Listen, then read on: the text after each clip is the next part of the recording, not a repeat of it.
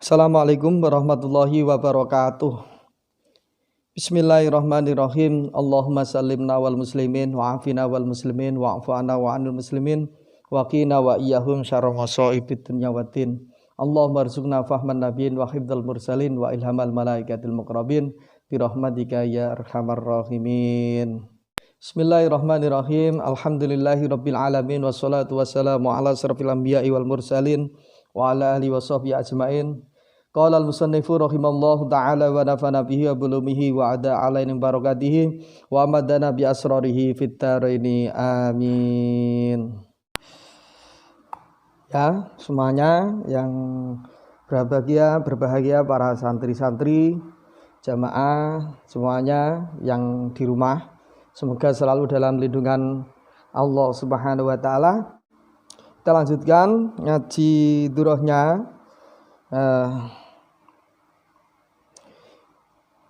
Ruya dan riwayatake annahu apa setune Kanjeng Nabi sallallahu alaihi wasallam kala iku dawuh sapa Kanjeng Nabi sami'tu midhanget sapa ingsun Lailatul Mi'raj ing dalem wengine Mi'raj kamalam Isra Mi'raj dawian ing swara gemuruh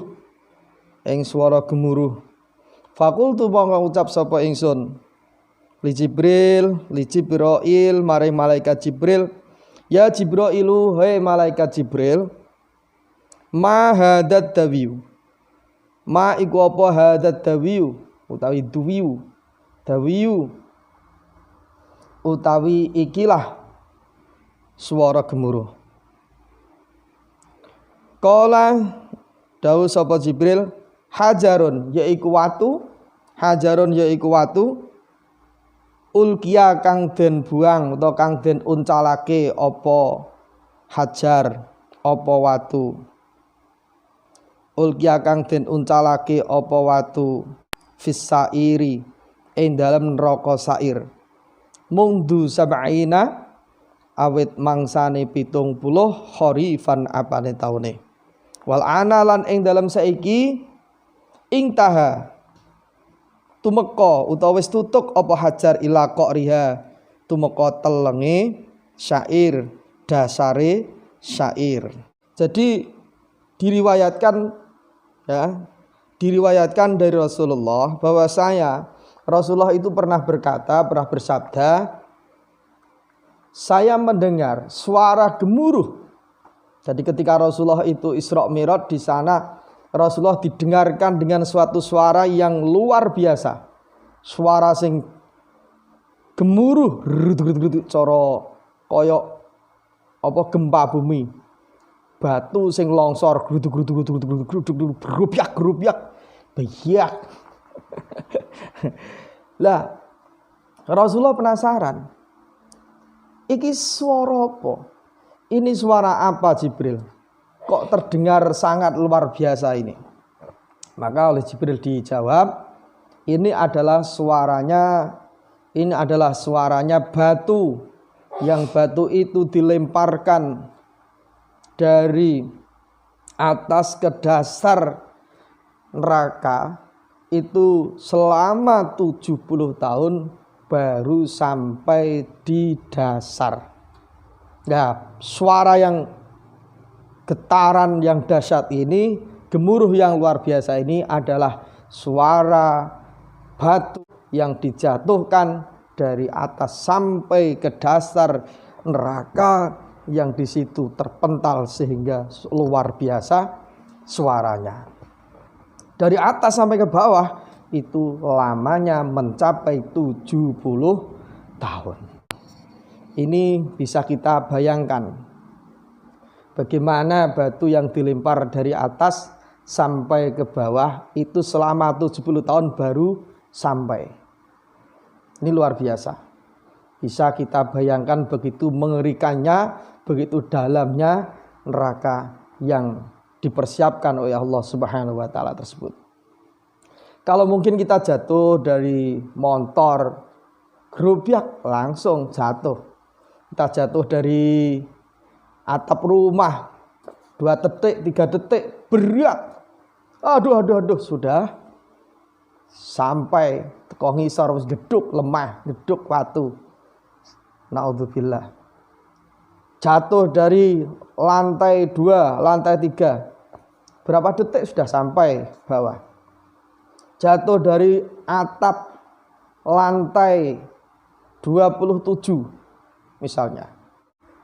Enggak sampai 1 menit sudah brak, sudah ada di tanah. Sudah pecah leher kita, sudah pecah kepala kita, sudah hancur tubuh kita, semakin tinggi jatuh itu. Jadi dari atas saja sampai bawah itu harus melalui panjangnya, melalui tahunnya, yaitu sampai 70 tahun.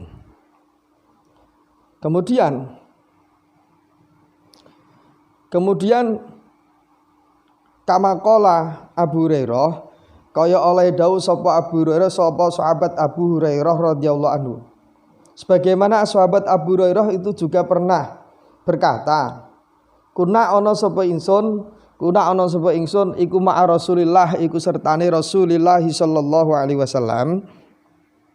Fasami'na mongko midanget sapa kita sautan ing swara ma'al haibati sertane haibah medeni wasyidati lan keras, wasyidati lan banget.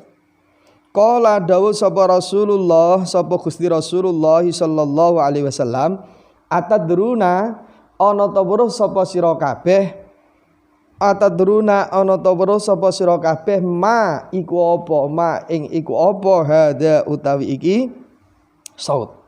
Maka jadi sebuah cerita, yaitu sahabat Abu Hurairah itu pernah bersama Rasulullah. Dalam sebuah perjalanan di situ Rasulullah bersama para sahabat, termasuk adalah Abu Hurairah di sana, itu mendengar suatu suara yang luar biasa dahsyatnya, yang luar biasa menggetarkan, begitu sangat ngagetno. Seperti misalnya kita mendengar apa yang runtuh atau mungkin petir yang menyambar, yang mengagetkan. Nah, pada waktu itu juga ada suara yang luar biasa. Sehingga akhirnya Rasulullah berkata kepada para sahabat, apa kalian tahu ini suara apa? Maka kita pun menjawab, Qulna Allahu wa rasuluhu a'lamu. Qulna ngucap sapa kita, Allahu ta Allah wa rasuluhu lan rasule Allah iku a'lamu, iku maha ngudanani, luweh ngudanani. Jadi para sahabat, yaitu diantaranya Abu Hurairah, itu menjawab Allah wa rasuluhu a'lamu. Jadi yang lebih tahu adalah Allah dan Rasulnya. Kemudian qala dawuh sapa kanjeng Nabi, hadza utawi iki saut iku hajarun, iku watu ursila kang den culake apa hajar fi jahannama ing dalem neraka jahanam mungdu sab'ina wit mangsane 70 aman apane taune. Wal ana lan ing dalem saiki ing taha wis tutuk apa hajar, wis tumeka apa hajar, apa watu ila qariha tumeka telenge jahanam, dasare jahanam. Akhirnya oleh Rasulullah pun dijawab, ini adalah suara batu yang dilepaskan ke dasar jahanam selama 70 tahun ini baru sampai. Falya'udzubillah, semoga kita semuanya dijauhkan oleh Allah dari neraka jahanam. Subdatul Wa'idin. Yo keterangan wonten kitab Subdatul Wa'idin. Wa hukiyalan den ceritaken ana abidan apa setuhune kawula. abida iku nyembah sapa abid Allah taala ing Allah taala muddatan ing dalem sijining mangsa sumata wadu'a nuli wudu sapa abid nuli wudu sapa kawula mau yauman ing dalem sijining dina minal ayyami saking pira-pira dina minal ayyami saking pira-pira dina wa sholalan salat sapa abid wa sholalan salat sapa abid rakaataini ing 2 rakaat wa rafa'alan ngangkat sapa abid wa rafa'alan ngangkat sapa abid rasahu ing sirai abid wa yadahu lan tangane abid faqala mongko ngucap sapa abid ilahi taqabbal minni ilahi duh Gusti ingsun duh pangeran ingsun taqabbal mugi paring mugi nampi panjenengan amin ni saking ingsun.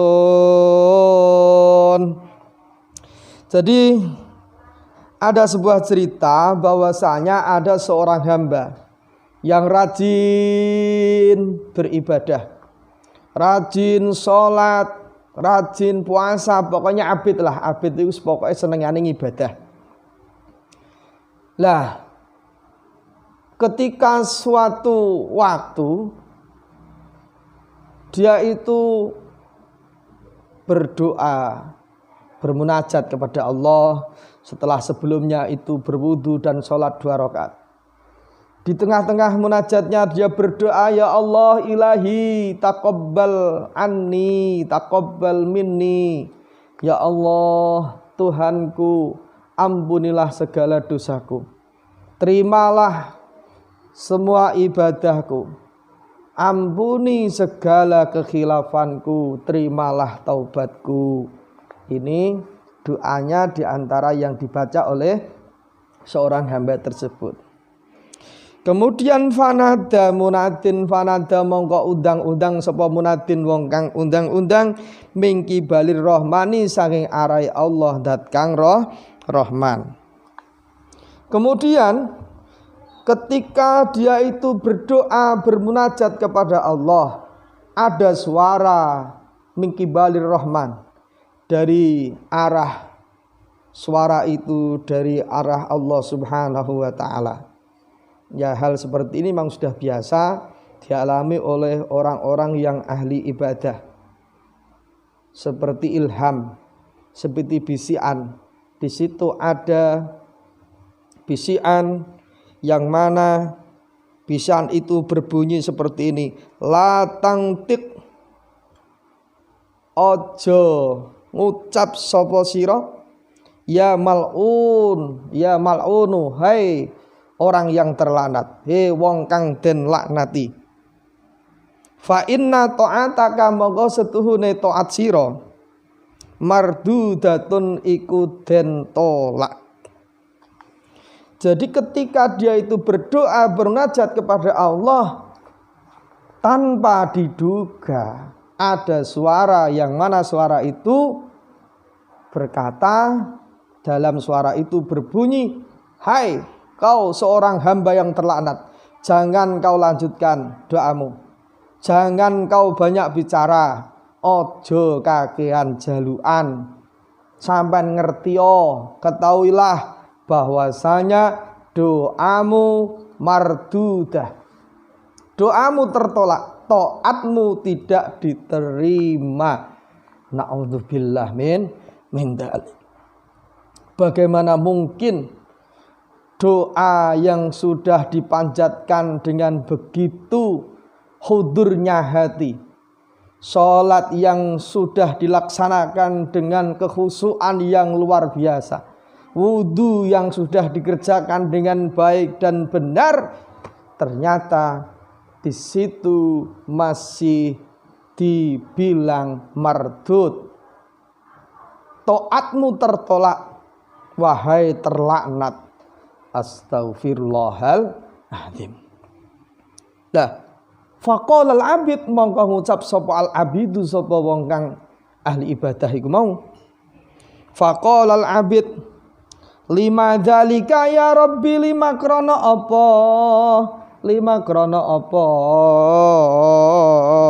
dalika utawi mengkono mardut mengkono den tolak ya Rabbi duh pangeran ingsun.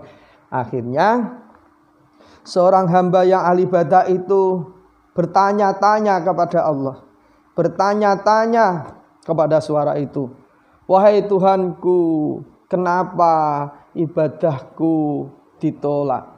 Kenapa doaku ditolak? Kenapa semua yang aku lakukan kebaikan itu ditolak? Kenapa taubatku tidak engkau terima ya Allah?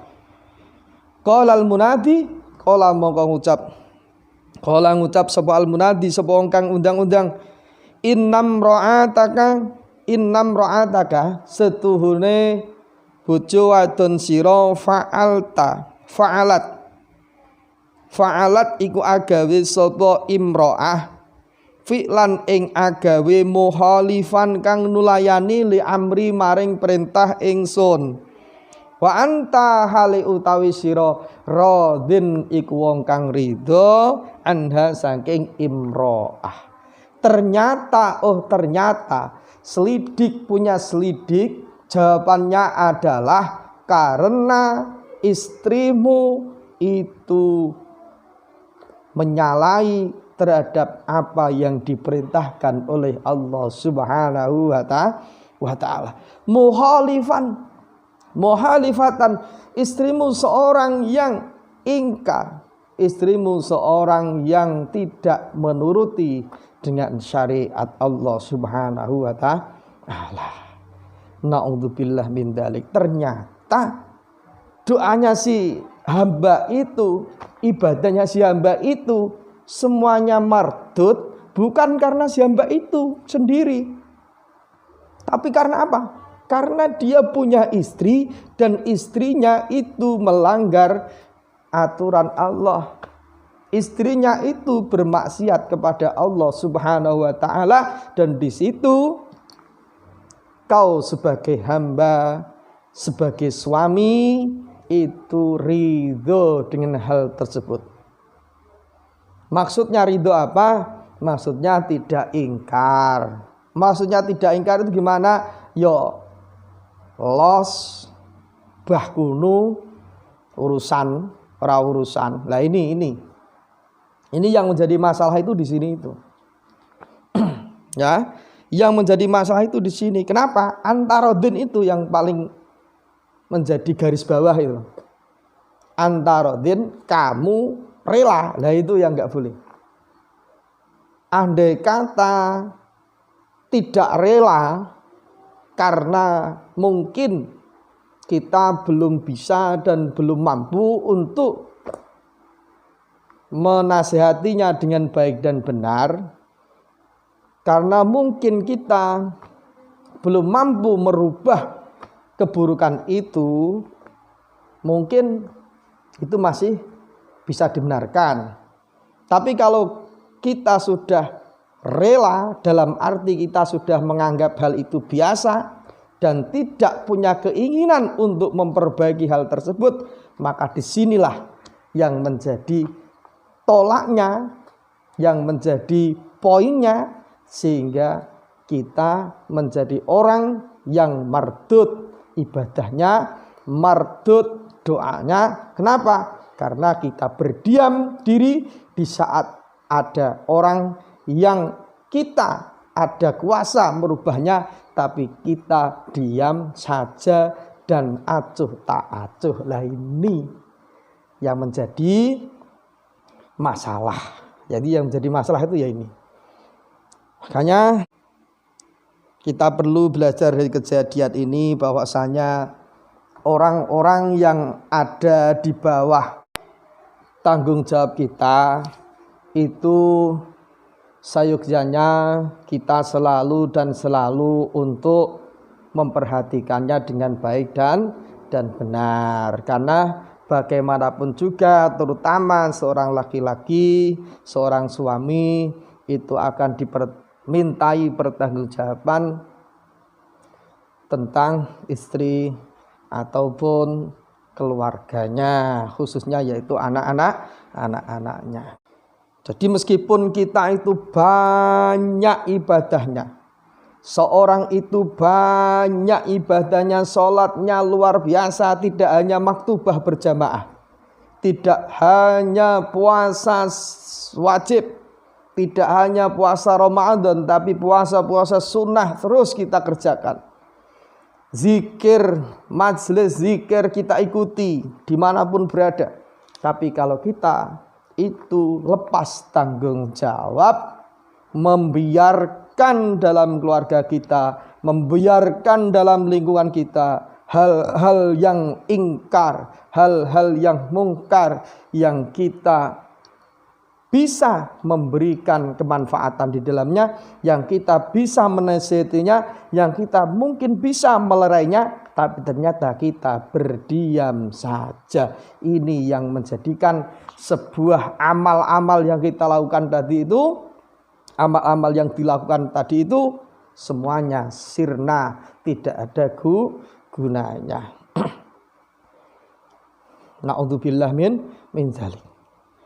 Jadi kita bisa mengambil hikmah dari cerita orang laki-laki ini. Jadi orang laki-laki ini ahli ibadah luar biasa, tapi doanya mardud, tapi taubatnya mardud, sholatnya mardud. Kenapa? Karena dia punya istri, istrinya itu melanggar syariat, istrinya itu bermaksiat, dan dia tahu dan dia diam, ridho dengan hal itu. Ini yang menjadikan doa-doa yang dipanjatkan itu semuanya ditolak oleh Allah Subhanahu wa taala. Faja'al abid, faja'a mongko tumeka al abidu sapa kawula. Faja'a mongko tumeka al abidu sapa kawula wa sa'ala lan takon sapa abid an halia sangking tingkai imro'ah. Akhirnya setelah diberitahu bahwa istrimu itu melanggar syariat dan kamu diam saja, maka si suami atau si hamba tadi itu mendatangi istrinya dan dia bertanya pada istrinya. Istrinya ditanya, faqalat mongko ngucap sapa imro'ah, dhahabtu budal utawa lunga sapa ingsun ila majlisil fasadi maring majlis kerusakan, maring panggon kerusakan. Wa sami'tu lan midanget sapa ingsun al-la'ba ing dolanan, wa taraktu lan ninggal sapa ingsun as-sholata ing salat. Akhirnya dijawab oleh istrinya, nggih nyuwun sewu Kang Mas, ngapunten kala wingi kula niku ningali ing sijining panggonan temriki wonten tontonan, wonten perayaan, keramaian. Lah teng mriku saking ramene sehingga meriah luar biasa sampai akhirnya kula niku supe mboten salat. Nggih trae mboten supe nggih eling tapi asik repot ape salat rikuh akhirnya ora salat. Nggih ngapunten Kang Mas, niku jawabe si istri tersebut. Lah barang krungu ngoten niku faqalal abid mongko ngucap sapa al abidu sapa wong kang ahli ibadah, anti utawi sira wadon talikun iku wong kang ketalak minni saking ingsun, fa inni mongko sedune ingsun la akbilu iku ora nrimo sapa ingsun ki ing sira abadan ing dalem selawase. Akhirnya Masya Allah, seorang yang ahli ibadah tadi itu dia sampai menalak istrinya. Jadi menceraikan istrinya, yang istrinya tadi itu tidak sholat. Karena apa? Karena nonton keramaian. Cara wong kene ngono ndelok gerak jalan, utawa melu gerak jalan, esuk wis macak bar luhur mulai luhure keri gak luhur wis kadung pacaan mari ngono ngasar mlaku brok brok teko nggon meh maghrib gak ngasar wis maghrib kesel mesti dengkul mesti disikil mari ngono ngisak ngorok turu dobel ora luhur ra ngasar ra ngisak padha wae ya nek sing melu pemain rodok mending lha wis teko sing delok bareng melu ra salat me apa sing delok iki lho mergo saking rame-ramene gak salat. Lah ini perlu kita perhatikan. Jadi ya bolehlah kita nonton hiburan sekali-kali, tapi ya kita jangan sampai lupa sholat. Ini bahaya. Lah akhirnya gara-gara nonton niki istrinya tadi itu lupa sholat, akhirnya diceraikan oleh suaminya. Astagfirullah, saking dia itu memperhatikan tentang sababul musabab yang menjadikan keburukan dalam keluarga. Dadi mari ngene esuk nek enek sampean bojone sampean nang ora salat anta tolikun minni. Oh, kamu saya cerai. Wah, rusak ya. Kiamat tukaran kowe gayamu. Ora aku ora salat kok pegat kowe dhewe ora tau salat gak ngeklek.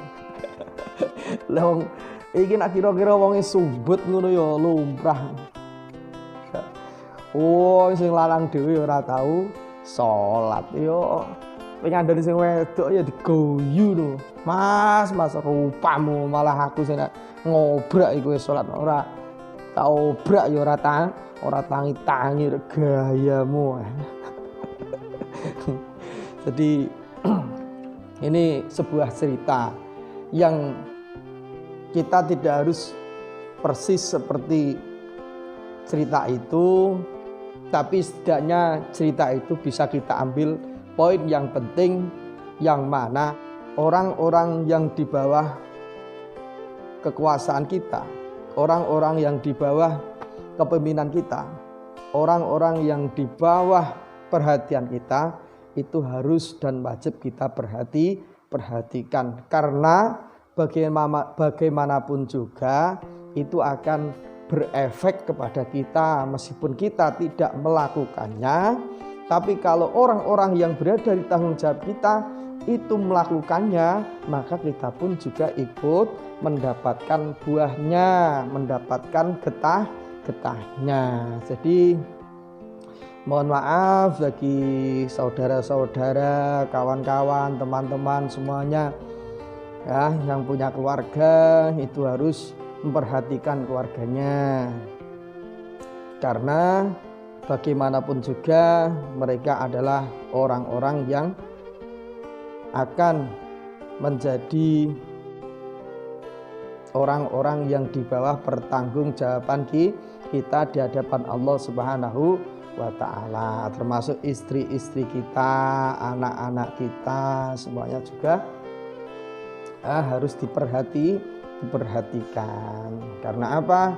Karena kesalahan yang mereka lakukan dan kita ridho dengan kesalahan itu, acuh terhadap kesalahan itu, maka kita pun akan menjadi orang yang dilaknati oleh Allah Subhanahu wa ta'ala. Percuma kau ahli sholawat, percuma kau ahli sholat, percuma kau ahli puasa, percuma kau ahli zikir, percuma kau ahli sholat malam, tapi kalau kamu acuh dan diam terhadap keburukan, kemaksiatan yang dilakukan oleh keluargamu, semuanya tidak ada gunanya. Jadi amal kita semuanya tidak ada gunanya.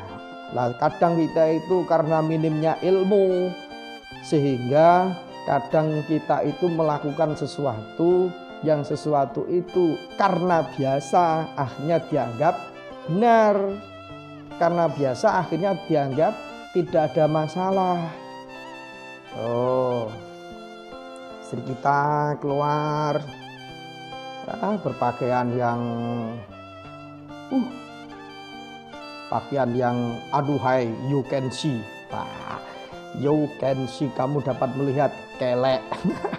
Kamu dapat melihat bokong, kamu dapat melihat usus. ini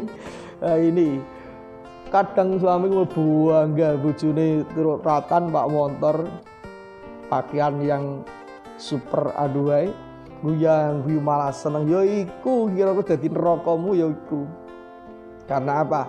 Karena kamu bangga dan bahagia dengan hal yang tidak diridhoi oleh Allah Subhanahu wa taala, dengan hal yang dilarang oleh syariat Allah Subhanahu wa taala. Dan lain lagi, misalnya kita punya anak, dia anak wedok, wah wis ketok gede ngono iku pacaran saweneng diapeli, wah saweneng diapeli tok mesti rada mending dikuwotong ngalor ngidul ngetan ulon urung karuan dirabi kok jarno wae yo nak kira-kira sida dadi bojone lala ora iku lak yo piye neh.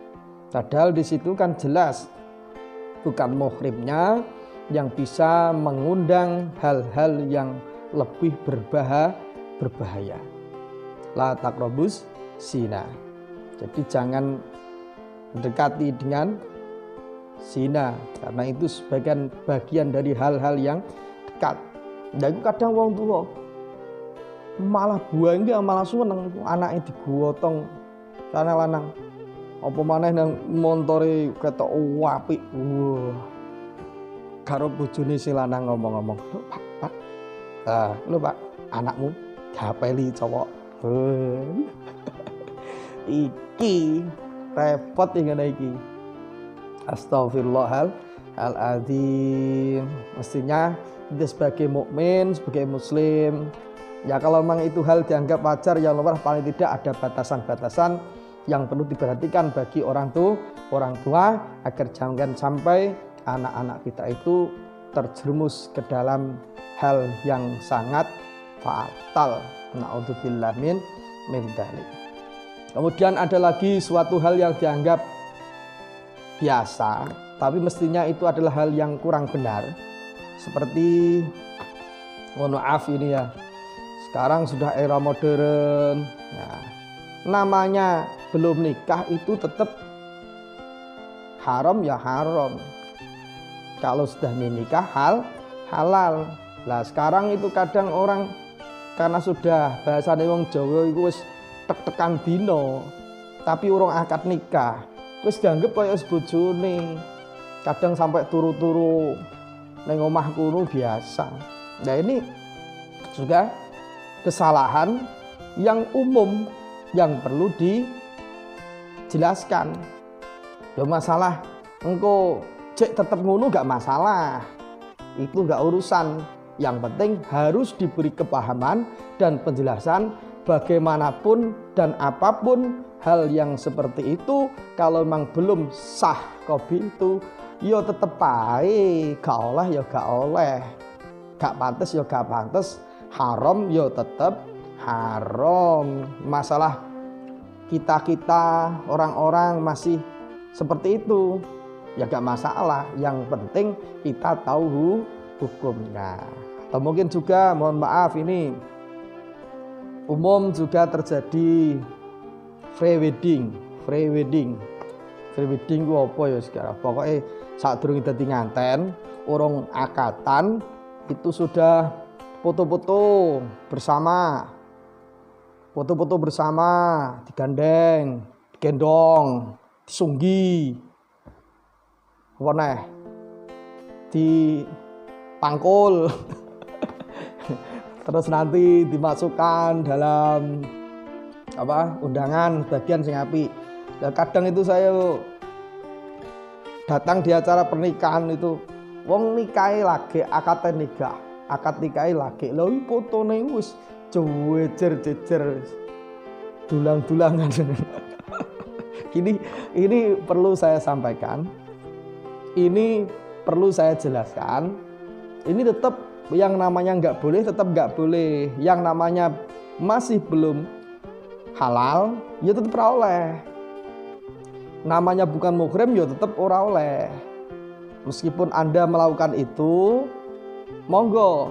Tapi yang jelas harus Anda tahu bahwa itu hukumnya tidak boleh. Nah, masalah masih banyak, ya itu nggak masalah, itu nafsi-nafsi. Yang jelas hukum harus disampaikan. Shallallahu Muhammad.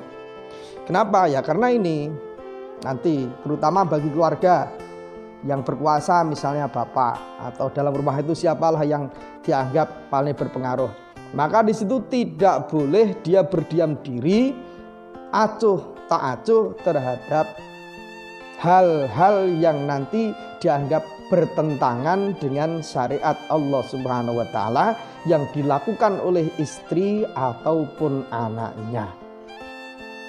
Dan untuk itu seorang bapak, seorang suami, seorang kepala rumah tangga harus bisa memberikan uswah, tauladan, contoh yang baik kepada keluarga agar mudah diterima oleh keluarga. Lah nek sampean dhewe dapurane ra gedhek kok.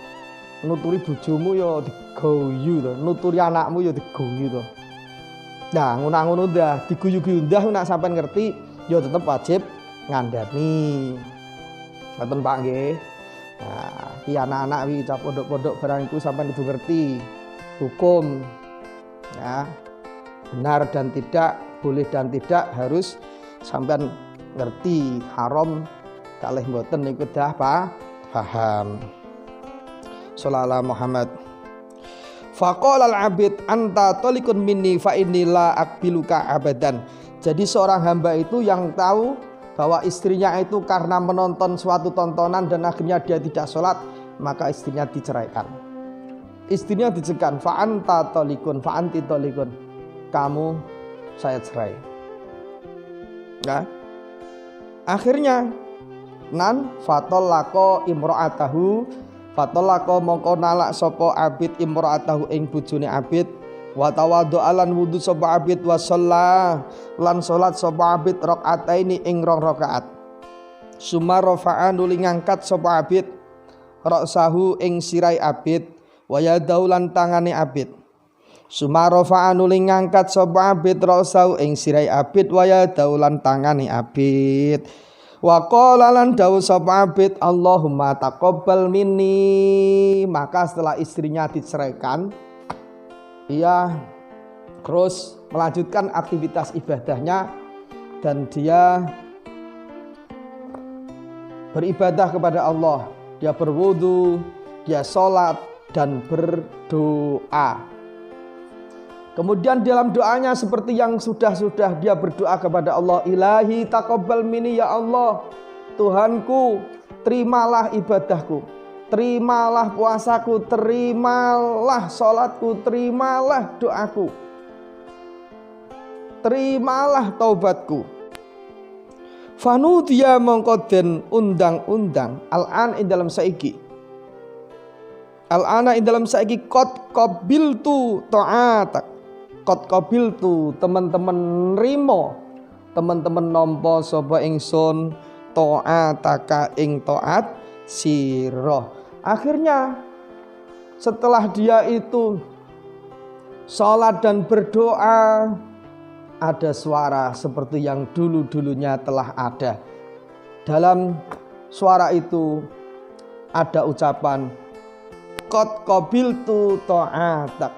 Sungguh telah saya terima taatmu, saya terima taubatmu, saya terima sholatmu, saya terima puasamu, saya terima semua amal ibadahmu.